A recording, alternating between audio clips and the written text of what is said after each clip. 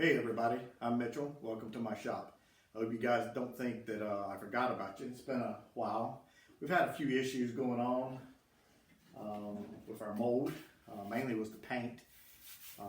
But we're going to be doing a vacuum form of this for our windshield of our airplane. And one of the reasons that I decided to go for vacuum forming versus just pulling it down like I originally thought about and said was this little tiny part right here. You can see it, that little part. I was afraid well, I wasn't afraid. I knew by testing, by putting a piece of sheet of plastic over this, that it was bridging from this area to there, and it wasn't going to pull down. So that would require vacuum forming. So I got on YouTube, looked up some vacuum forming, and found a really easy box that you're going to see that's going to make this be able to suck everything down and make a really good windshield. So that's something I was not planning on doing, but that's why it took a little extra to do the video. Is it takes a little bit. Plus, by doing that, all the plastic I ordered for the windshield wasn't going to work because it wasn't long enough to get the vacuum form and to suck it down to the machine. So I had to order some more material. Meanwhile, while I was working on all that, I've been working on the hatch. I got all the formers in. I made all these. Everything's nice and rigid. So we're working on that. And of course this here, which will come in another video. But let's get to it. Let's get to work. So I got my fiberglass laid out here. This is a 1 ounce. It's a little bigger than I wanted. I wanted like a ½ ounce, but 1 ounce, not a big deal. If you've ever cut fiberglass, it's tough to do with a pair of scissors. This circle cutter right here makes this job so much easier. Let's see if I can show it to you. Oops, I kind of got out of focus there. Look at that. One shot. One shot. Look at that. That is the way to cut fiberglass right there. Just a circle cutter works great. So we're just laying our fiberglass over the mold. This fiberglass is also called weave, and basically it's woven in each direction. You could cover a tennis ball with this stuff. So even it looks like some wrinkles on the side, when we go to covering that, it'll just all blend right in and be no problem.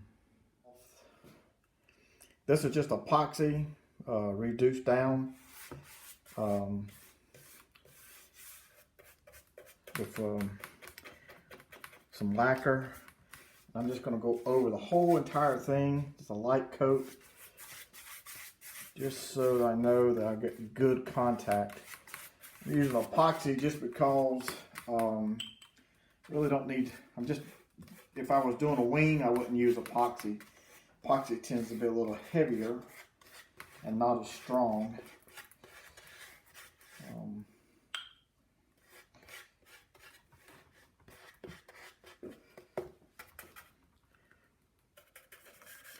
You notice I'm making a mess. That's why I added a piece of cardboard at the bottom. Okay, just get everything nice and wet. This is just going to help us get everything to stick on here.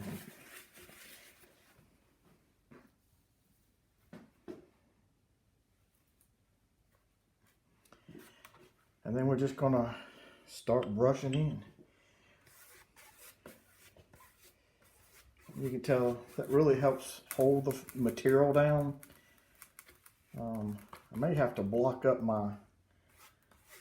it's a very uneven surface that I'm working on here. My cardboard has a little extra Bondo on it where I mix it, so it's a little wobbly.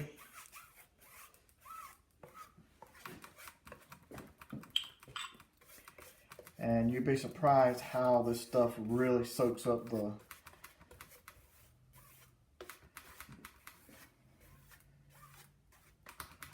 You just want to make sure you get everything smooth and wiped down. Now let's work on these edges here.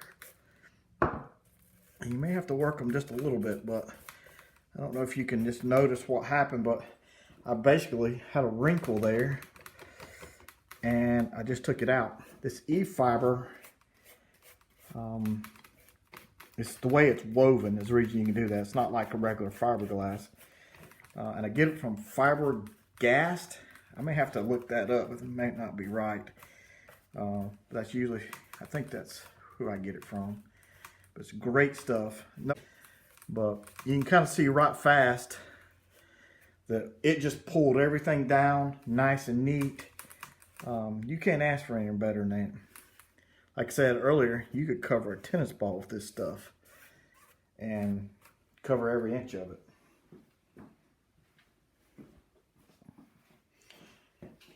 Now, I'm pretty much done, but what I'm doing is just pulling any excess out. We got to make sure that the fiberglass has a very intimate contact with the wood, because we're trying to make a mold here. Everything has to be perfect. I'm going to use a paper towel because there's just a little bit too much excess on some of this. And pull some of this out. It's too glossy, and I'm afraid that it might run, cause me more sanding than I want to do. But here's a really quick way to trim fiberglass. If you take a knife, it's hard to get to that edge. But if you take a piece of sandpaper, 60 grit, and you just start sanding, you already cut the edge, and it's already smooth. You can see that's smooth, no work has to be done. So it worked really well. Good little trick. Just cut it right off, and it's that easy. Also, while we're letting the primer dry on the mold for the windshield, you can tell right there, if the camera shows it, see that little spot there, it came through. Got to fill that. So that's drying the primer. So we're gonna fill that in today and give it another coat of primer, sand that down, and then the mold will be done. So I built this vacuum forming box for my windshield. I'm gonna test it out here and see if it works.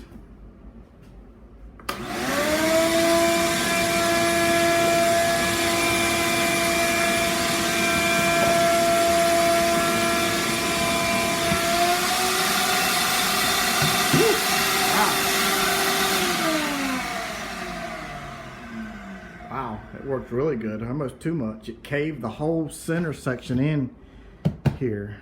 Wow, I wasn't expecting that. I think it's gonna be a good vacuum former. Woo! Wow, that thing did better than I thought it was going to.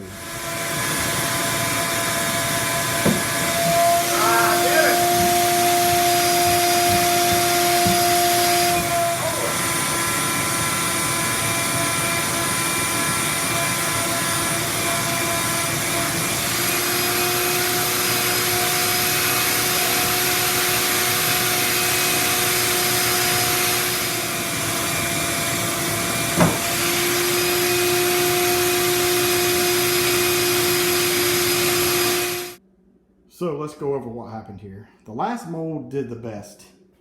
You can tell that where the mold was damaged, right here is going to be a problem, and I had a wrinkle. Oh lordy, this was harder than I thought it was going to be. I've got 4 molds, and not one of them came out that well. Well, that's pretty much the end of this video. It's all I'm going to be able to put on here until I figure out my problem. And I really think the material's too thick is one of the issues. We're going to have to figure that out. It's very frustrating. I've got at least 2 days in this project, building the box, the frame, not to mention the money of the plastic. It's really been really frustrating. So, you know, this is going to be the end of this video. I'm going to have to contact somebody and find out what to do here. The mold is damaged. I'm going to have to cut out a little piece because it has got so hot it actually bubbled. So it's been a disaster. This is kind of where people get out of this hobby or quit doing stuff like this, because it is literally a pain in the royal ass. Some of these pulls I'm not going to be able to show you because I said some really bad words. It's very frustrating. It's frustrating too if you have a manufacturer that won't stand behind the airplane or their equipment. And I'm not saying anything bad about this guy because he's probably out of business. I've heard that he's still in business. I've heard he's hard to get hold of. But you know, that's where buying a Nick Zeroli airplane, you can always buy a canopy. You don't have to do this crap. This is where it gets really hard, and this is where a lot of people just won't continue, or they would use the original windshield that I already have, even though it looks like garbage. I will eventually figure it out and get it working, but it is so frustrating. It's just unbelievable. And when I get frustrated, I go to my good old Krispy Kremes, and I'm gonna have me a big old donut, a big old glass of milk, and I'm gonna think about it. I'm gonna be done for the day, and that's gonna be it. Life is not worth getting this mad over a hobby. So sit back and enjoy a donut. Until the next video, here we go. See you guys.